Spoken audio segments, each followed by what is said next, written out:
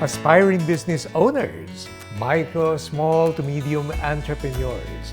Get valuable business tips and inspiration and turn everyday challenges into opportunity.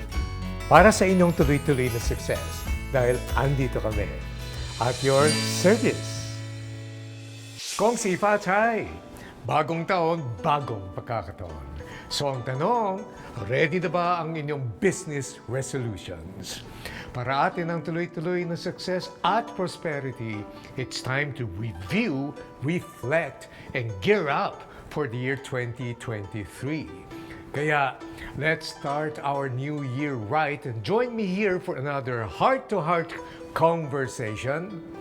I am Francis Kong at your service. And as we welcome the Year of the Rabbit, makakasama natin ang dalawang Chinoypreneurs who will help us bring that fortune and success closer to our business.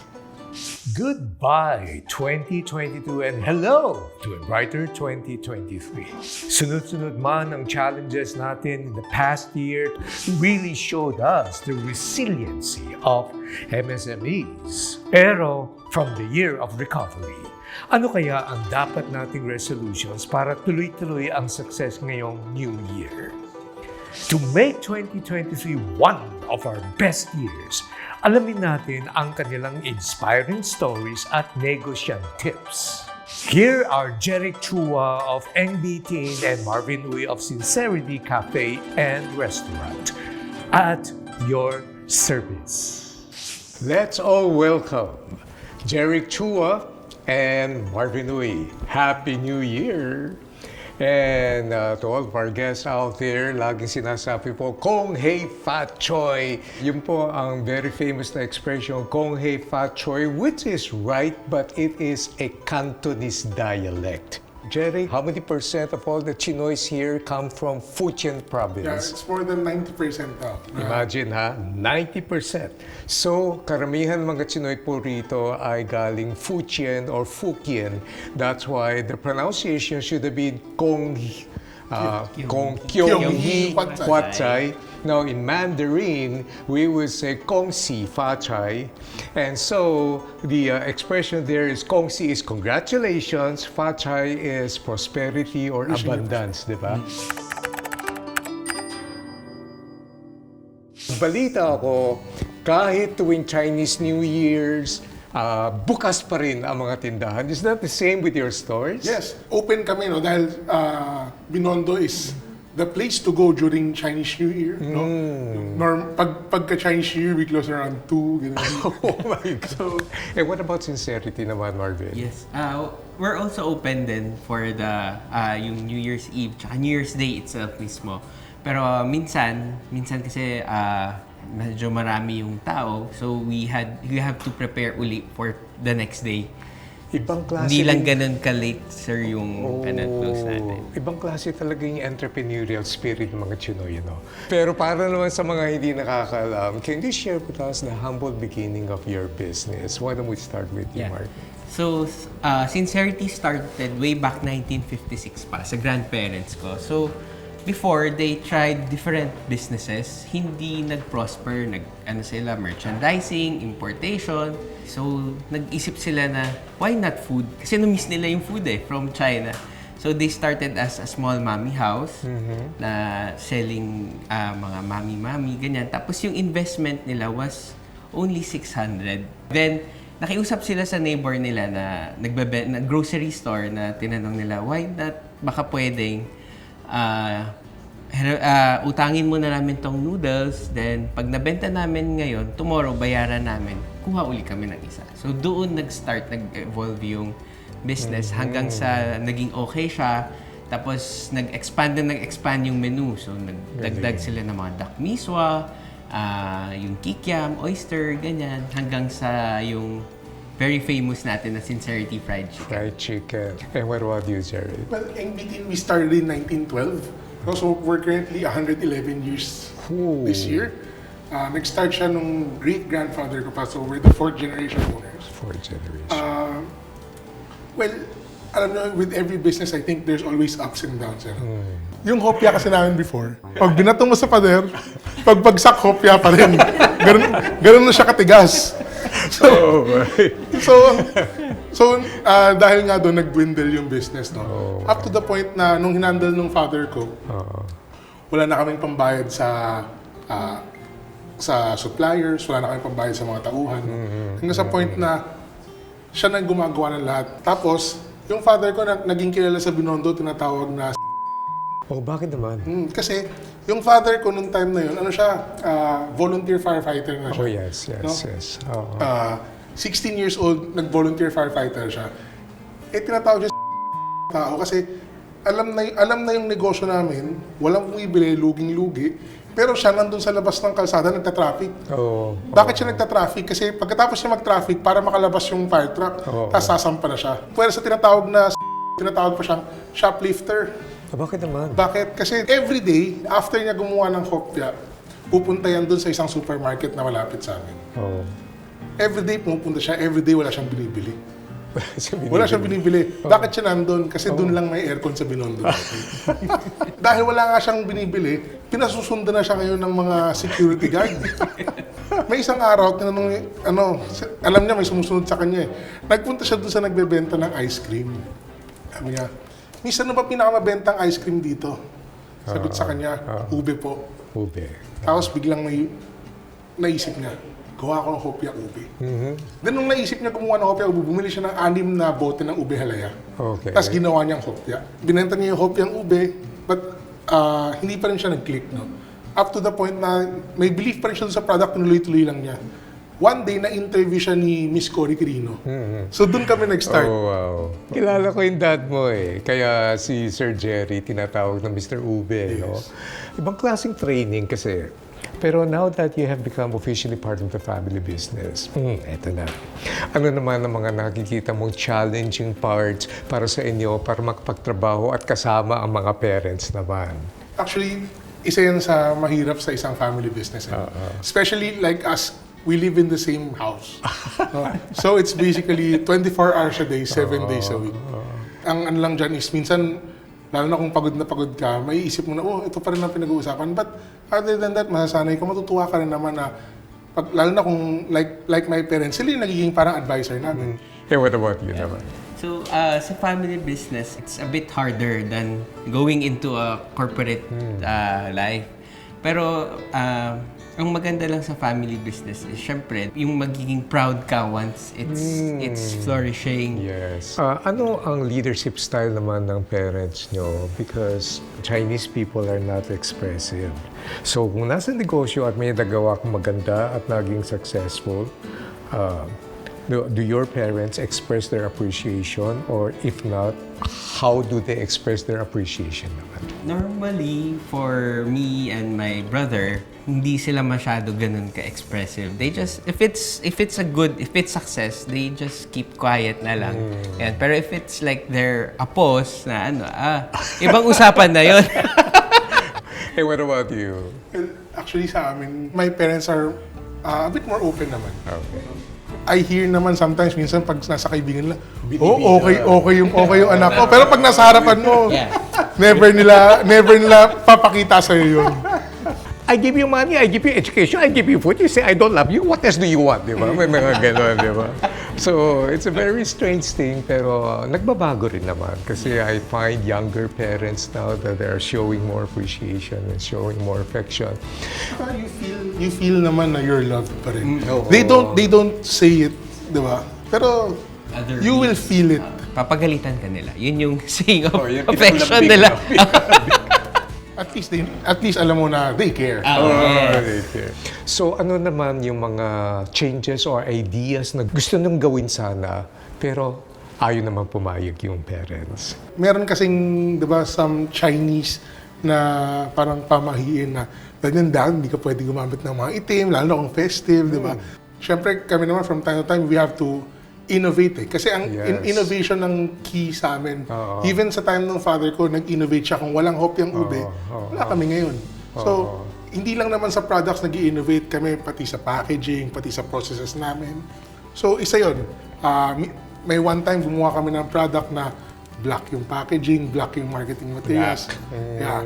But okay naman. Okay naman siya. Yung ba kasi benta? Yeah. Pero at first, ayaw. Yes. So kung sinasabi yung packaging, hindi pa pwede yung black yan kasi malas yan and everything. Nung pumapasok na yung benta, hindi, kalokohan yan. Hindi, okay lang yun. What about you naman? Yeah. Siyempre, galing kami from a traditional family. So, hindi sila open when the younger generations are suggesting this and that. Parang tingin nila, we still don't have the experience to be able to try to suggest this idea. I think is better. But through time, na natututo din naman sila. So, it was before pandemic when my brother was coordinating with third-party delivery apps. So, he was opening to my dad then, tsaka sa amin na parang ano. So, we were okay. But my dad was like, ano. Pero sabi niya, sige, let's just try. So, buti na lang we tried. So, when the pandemic hit, yun yung nakatulong sa amin during those rough times. Kasi for the conservative and traditional Chinese, medyo hindi nila get yun eh. Diba? Yes. Business is physical presence. Tao, pumupunta sa atin, bumibili, kapalit pera, pasok sa kaha. Yeah. So ngayon, kung nakakaroon naman kayo ng mga clash or conflicting ideas, how do you get past that? How do you get to a point of compromise? Kami, we just talk it over. Afterwards, we just come to agreement. Subukan lang natin, wala namang mawawala. And what about you naman? We just try to explain it lang na these are the advantages, at least we have this. For the third-party app deliveries, it's additional sales. Kasi if you want to convince the parents na contradicting what you wanted, you have to present a business case and actual case studies that show figures. Yes. Pag nakita nila yung figures na yan, ang laki ng convincing power. Kung hindi, puro storya, ayaw nila yon. And do you have any specific changes or ideas na implement naman, which is originally yours? It's not just a take-off from your parents naman, in your case. Well, sa amin, nag-start kami very early on yung mga social media. Bago pa lang si Facebook, we already made like pages for NBTeen. Kasi we believe na everything will be technology-driven. And yours? When we moved to our new location, I tried to suggest that we put more food pictures of the main products, then we make it more... Siyempre, mga tao ngayon, when they dine, gusto nila, it's maganda yung ambience, pwedeng picturean, makapag-picture sila, yung mga ganun. So, that's what we tried. But there's still a taste of yung antique nung restaurant. Yes. Kaya nga, binabalikan ka ng customer dahil una, hindi lang dahil gusto niya yung food mo. Alam niya yung taste, alam niya expectation. Pag binawasan mo ng size, alam niya yan. Yes. So, it's so hard to win their favor and attraction. It's so easy to just destroy their trust, you know? So now that you're the boss, di ba? Kayo ng chief honcho.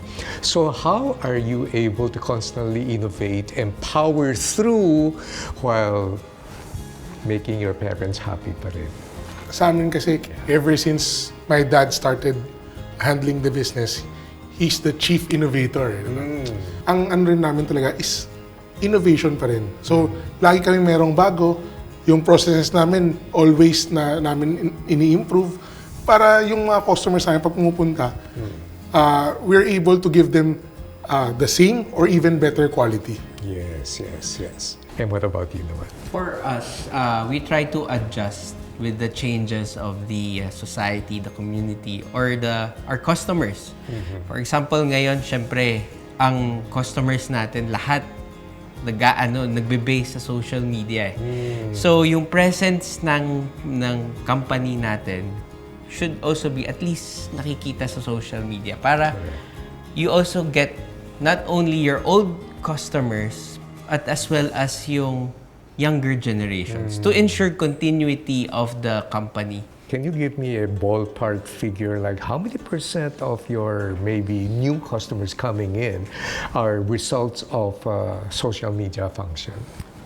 For us po kasi, people nowadays really go to food tour, food crawl, or as they call it. So, pag a weekend, almost 80%. Wow! So, that's a restaurant, diba? And what about you naman? Well, sa amin, wala naman kaming like TV ads or anything.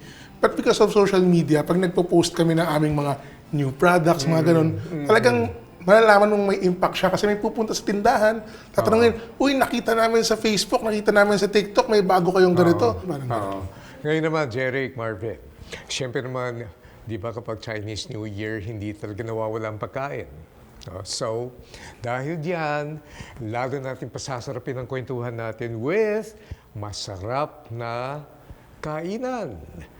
Pero may halong challenge.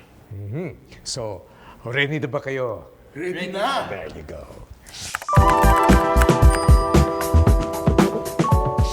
This is it. Let's play Lucky Eats. Itong pa naman ako. Dito at your service, bukod sa galing nyo sa pagpapatakbo ng negosyo at susubukan naman natin ang galing nyo kung gaano katalas ang panlasa nyo.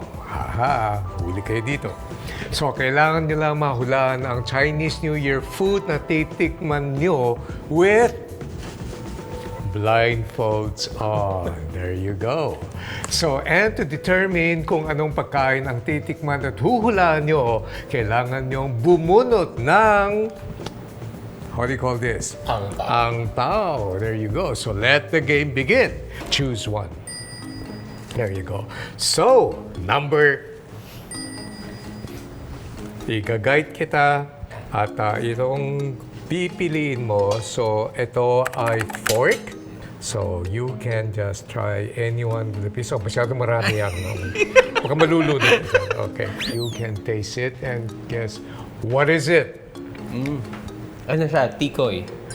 Galing talaga. Kuhang-kuha. Yeah. Sabi nga nila, tikoy is for good luck, strong relationships. Siguro ang hula ko dyan dahil sticky eh. So sa mga relasyon, nakastick sila, no? Bilog din kasi. Ganun ba? May story. Chinese. Yeah. Chinese. Everything Dapat has may a story history in Everything it. has a story. So ngayon, ikaw naman. Okay. Okay, so, and choose one. So there you go. So I'm gonna help you and guide you through this and pick up one. Yan, dito. Yan. Alam ko na to.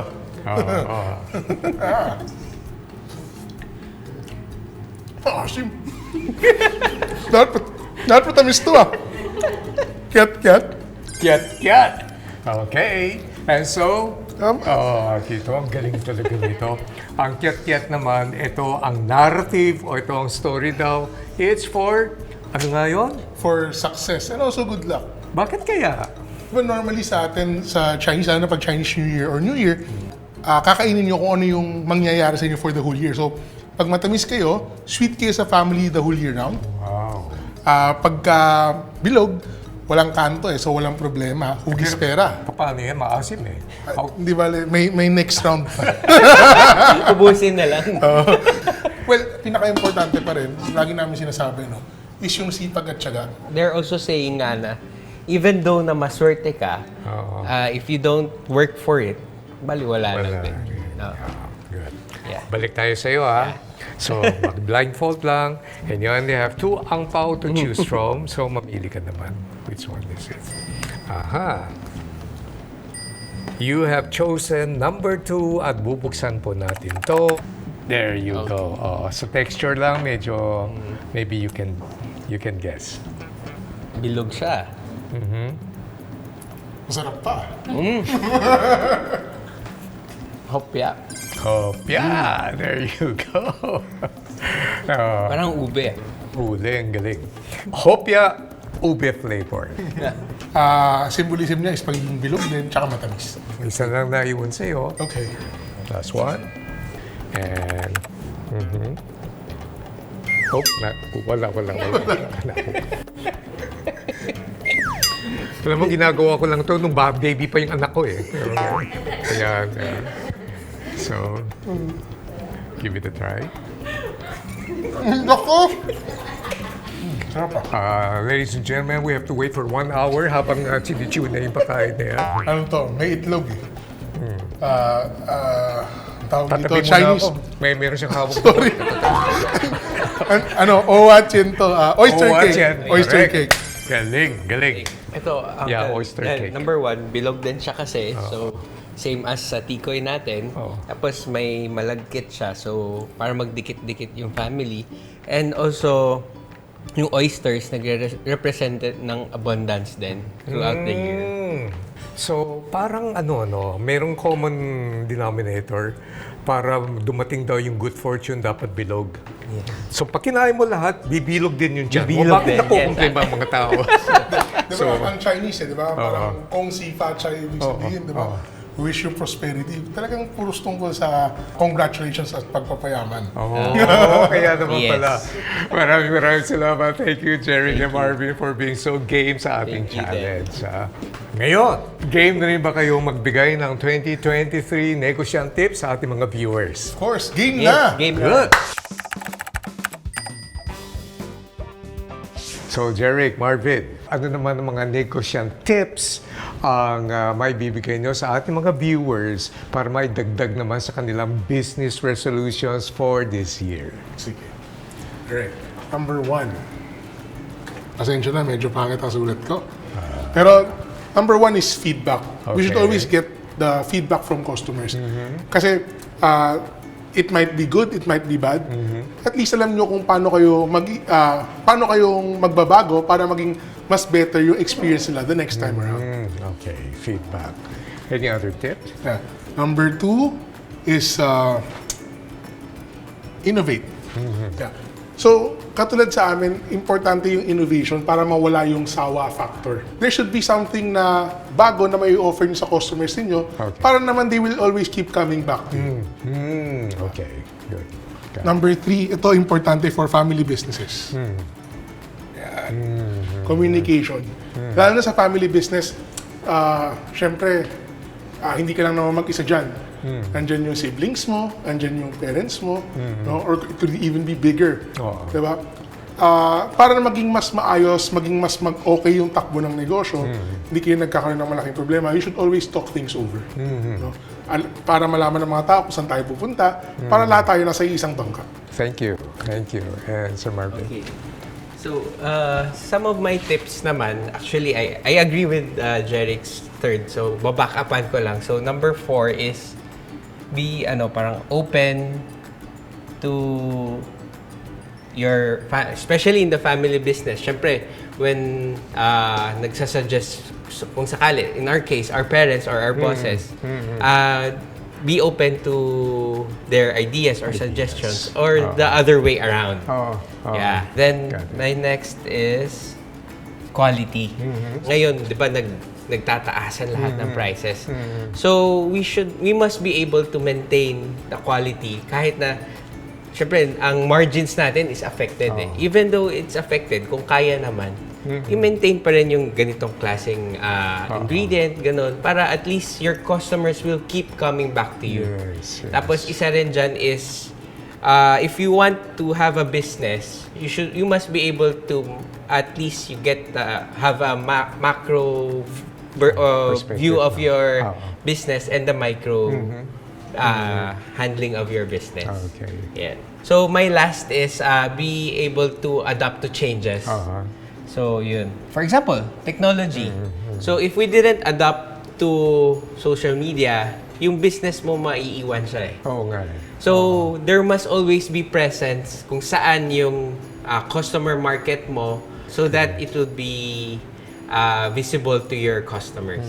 Para sa akin naman, if I can borrow this, I would like to translate all of these tips into 3 phrases, all starting with letter H. Head in, number 2, hands on, and number 3, heart for. Ano po ang ibig sabihin nito? Kapag ikaw ay nasa negosyo, your head should be into the numbers. You know what's going on. Naktaas na ang presyo ng supplier, yung inventory natin nandyan. Teka muna, may mystery na nawawala dito sa inventory natin. You have to understand what's going on. The numbers dito, importante. The numbers. Because at the end of the day, business is all about numbers din. Hands-on operation. So how do we increase our efficiency without even adding anything new. When you minimize wastage, your margins go up na no? And at the end of the day, your heart for the customer. Think like you're the customer. Ano ba talaga ang gusto mo? So, delighting the customer and everything else because they form, these three form the very foundation for business po. Maraming salamat sa inyong tips ha. Malaking tulong yan para sa tuloy-tuloy na success ngayong 2023. Now, let's take a seat and we're gonna talk about your vision for NBT and Sincerity Cafe and Restaurant. So please. Thank you. So, Gerik and Marvin, simula ngayon 2023 and in the upcoming years, ano ang goal nyo para sa inyong negosyo at yung family relationship nyo naman? Yes. For our family business naman is, syempre, to be able to communicate well sa parents ko and sa siblings ko na nagmamanage sa business. Tapos, isa rin is, kasi meron sinasabi palagi yung dad namin sa amin na dapat syok ko ukyok. Dapat i-translate mo para maintindihan. Yes. Oo. So, yung ibig sabihin nun, parang you should price it reasonably. Yes. Pero sulit. Yes, correct. Para yung customers mo babalik at babalik. And I think that's one of the things na gusto rin namin maipass on sa susunod na generation na hahawak ng business. Yes. So, expansion plans? For now, kasi we're still maintaining lang, being able to build a good customer base. Na. And what about you, Gerik? Sa amin naman, syempre ang plans natin is, of course, to expand a bit more. We're trying to do and improve our products without compromising yung quality natin, without compromising, syempre, yung ngayon kasi we don't put preservatives in. So yan yung isa sa mga nagpapaka-premium sa atin. And sabi nga ng dad ko, lagi, pag gumagawa kami ng products, pag kumukuha kami ng ingredients, lagi sinasabi, chicheng-chi, chicheng-he. Okay. So ibig sabihin, ang isang klaseng product, may isang klaseng presyo. If you buy cheap, of course, yung quality you get is cheap. So for us, we always get the best quality ingredients for us to be able to make the best quality products. So in terms of family relationship naman, ano nakikita mong goals in the future? Well, sa amin, kung ngayon okay kami mag-communicate, next time it should be even better. Kasi syempre habang lumalaki, nagkakaroon tayo ng mga additional variables na kailangan i-consider. So thank you so much for sharing your stories. At ngayong bagong taon, bagong learning na naman. The fact that no matter how traditional your business has been, today, it is imperative na makakaroon tayo ng innovation and mentoring and teaching and learning now has to be both ways. So the older generation still teach the values, the attitude, the insights, the knowledge, and sharing the network and the connection and the resources with the younger generation. But the older generation ay nagpapaturo din naman at marami silang matutunan sa mga younger generation pagdating ngayon sa social media, technology, connectivity, business being a community. Now, digitalization doesn't really mean breaking tradition but rather elevating it. At katulad po ng aking sinasabi, methods always change, but the core principle never changes. So when conflicts happen in family businesses, family first before business. Very important to understand. So once again, thank you very much, Gerik. Thank you very much, Marvin. And why don't you invite our viewers naman to your business, Marvin? I'd like to invite all our viewers to come and visit us at 519 Quintin Paredes Street, Binondo, Manila. And we also have branches at Lucky Chinatown, Banawe, San Juan, and Robinson's Magnolia, and Mega Mall. Okay. Yeah. And then, So, sa milyon-milyon nating tagapanood, I'm inviting everybody to please come to our flagship store sa 628 on Queen Street, Binondo, Manila. Right beside Binondo Church, no? And aside from that, meron din tayong mga iba't ibang locations all around Metro Manila. And sa ating mga regional malls, no, like SM Lipa, sa SM Bacoor, SM Marilao, and SM Pampanga. No? So you don't have to come to Binondo to experience Chinese New Year with us. Pero I am inviting everybody, kung may oras kayo, please spend your time with us sa Chinatown dahil talagang kakaiba yung Chinese New Year celebration sa Binondo. Iba talaga yung experience, pag nandun sa Binondo. That's something. And of course, thank you to all of our viewers. This episode is brought to you by Globe Business, Vehicle Tracker, Chat Genie, and M360. Vehicle Tracker is a fleet management solution that provides real-time visibility on vehicle status, lets you view the trip history of your fleet, and enhances security through specialized sensors. And with Chat Genie naman, you can manage all transactions across different channels in one platform, creating a hassle-free buying experience for your customers. And with M360, you can engage your customers better with multi-channel messaging, customizable sender ID, SMS polls, and two-way messaging. Learn more about them and our other products by visiting the website www.globe.com.ph/business-SME. At para ating ang tuloy-tuloy na success, please don't forget to share this episode and subscribe to Globe Business YouTube channel. And that's it. So see you again in our next episode, and let's have another heart-to-heart conversation. I am Francis Kong. At your service, Kong si Pachay.